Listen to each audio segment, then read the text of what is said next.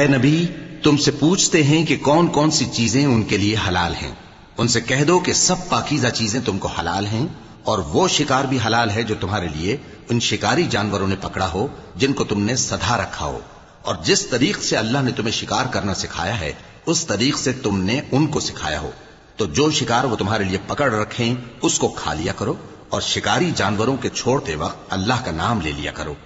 اور اللہ سے ڈرتے رہو، بے شک اللہ جلد حساب لینے والا ہے۔ آج تمہارے لیے سب پاکیزہ چیزیں حلال کر دی گئیں، اور اہل کتاب کا کھانا بھی تم کو حلال ہے اور تمہارا کھانا ان کو حلال ہے،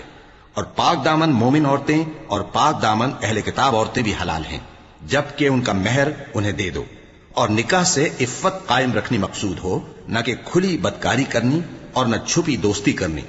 اور جو شخص ایمان کا منکر ہوا اس کے عمل ضائع ہو گئے اور وہ آخرت میں نقصان پانے والوں میں ہوگا۔ مومنو، جب تم نماز پڑھنے کا قصد کیا کرو تو اپنے منہ اور کوہنیوں تک ہاتھ دھو لیا کرو، اور سر کا مسح کر لیا کرو، اور ٹخنوں تک پاؤں دھو لیا کرو،